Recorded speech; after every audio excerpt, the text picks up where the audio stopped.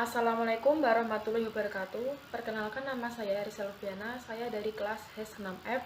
Saya akan memaparkan materi tentang jurusita dan eksekusi. Untuk materi yang pertama yaitu jurusita. Pengertian jurusita. Jurusita dalam bahasa Belanda atau deurwaarder adalah seorang pejabat pengadilan yang ditugaskan melakukan panggilan-panggilan dan peringatan atau ancaman-ancaman resmi terhadap pihak-pihak yang berperkara di pengadilan. Jurusita adalah orang terlatih yang dianggap mempunyai kecakapan dan kecermatan melaksanakan tugas atau melaksanakan penyitaan yang dibebankan kepadanya. Dasar hukum jurusita. A. Undang-Undang Nomor 14 Tahun 1970 diubah Undang-Undang Nomor 4 Tahun 2004 tentang Kekuasaan Kehakiman. Diubah Undang-Undang Nomor 48 Tahun 2009 tentang Kekuasaan Kehakiman. B. Herzien Indonesische Reglement HIR STB 1941 Nomor 44 atau C. Rechtsreglement Buiten Gewesten RBG atau STB 1927 Nomor 27. D. Undang-Undang Nomor 2 Tahun 1986 Pasal 39, 41, 65.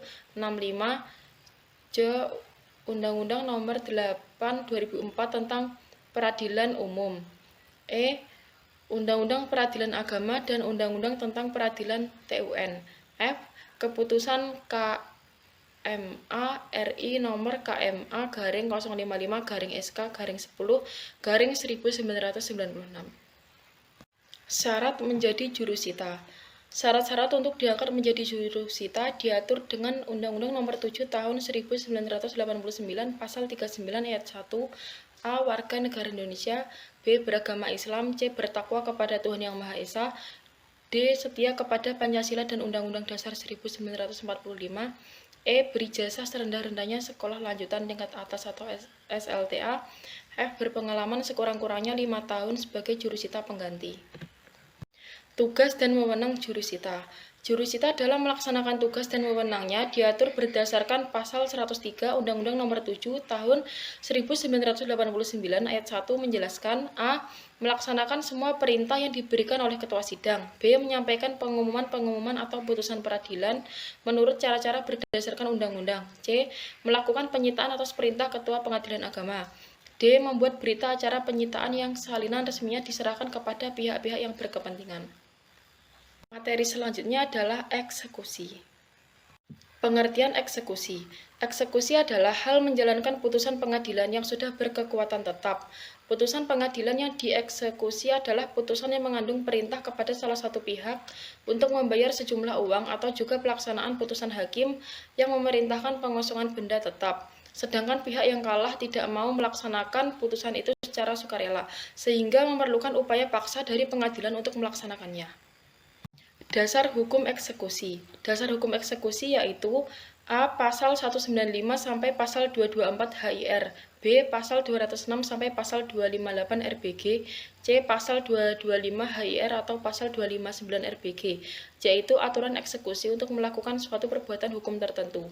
D. Keputusan Dirjen Badilum Nomor 40/DCU/SK/HM.02.3/1/2019 tentang pedoman eksekusi pada putusan pengadilan. E. Buku 2 Pedoman Teknis Administrasi dan Teknis Peradilan Perdata Umum dan Perdata Khusus terkait administrasi permohonan eksekusi. F. Reglement of the Rechtsvordering Pasal 1033 Eksekusi real. Jenis-jenis jurusita. Yang pertama, eksekusi real, yaitu eksekusi yang menghukum kepada pihak yang kalah dalam perkara untuk melakukan suatu perbuatan tertentu. Misalnya menyerahkan barang, mengosongkan tanah atau bangunan, membongkar, menghentikan suatu perbuatan tertentu, dan lain-lain sejenis itu. Yang kedua, eksekusi pembayaran sejumlah uang, yaitu eksekusi yang mengharuskan kepada pihak yang kalah untuk melakukan pembayaran sejumlah uang terdapat dalam Pasal 196 HIR atau 208 R.BG. Tahap pelaksanaan eksekusi. 1. Permohonan eksekusi. 2. Panitera melakukan telaah dan membuat resum telaah eksekusi kepada pemohon. 3. Pengadilan menginformasikan hasil telaah eksekusi kepada pemohon. 4. Terhadap permohonan eksekusi yang dapat dilaksanakan, pengadilan menerbitkan SKUM. 5. Pemohon melakukan pembayaran panjar biaya perkara eksekusi maksimal 3 hari kerja sejak diterbitkan SKUM. 6. Ketua pengadilan mengeluarkan penetapan Aan Maning dan memerintahkan panitera atau jurusita untuk memanggil pihak termohon dalam waktu 7 hari setelah resum dibuat. 7. Pelaksanaan Aan Maning dipimpin oleh ketua pengadilan dilaksanakan dalam pemeriksaan sidang insidentil maksimal 30 hari sejak permohonan eksekusi. Atas perintah ketua pengadilan dalam hal termohon tidak hadir tanpa alasan, maka proses eksekusi dapat langsung dilanjutkan tanpa sidang insidentil kecuali dianggap perlu untuk dipanggil sekali. Yang ke-8, ketua pengadilan memperingatkan termohon eksekusi agar melaksanakan isi putusan secara sukarela paling lama 5 hari sejak dibacakan peringatan. 9. Dalam pelaksanaan putusan secara sukarela maka terhitung 8 hari sejak Aan Maning. Pemohon wajib melapor kepada pengadilan untuk dibuatkan BA pelaksanaan putusan dan BA serah terima. Dalam hal putusan secara sukarela tidak dapat dilaksanakan maka terhitung 8 hari sejak Aan Maning, maka ketua pengadilan dapat mengeluarkan penetapan cita eksekusi. 10. Ketua pengadilan menetapkan tanggal pelaksanaan pengosongan setelah dilakukan koordinasi dengan aparat keamanan.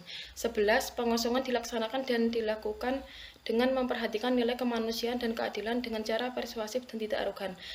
Yang terakhir, setelah pengosongan selesai dilaksanakan, tanah atau bangunan yang dikosongkan maka pada hari itu juga segera diserahkan kepada pemohon eksekusi. Sekian pemaparan materi dari saya. Apabila ada kurang lebihnya mohon dimaafkan. Wassalamualaikum warahmatullahi wabarakatuh.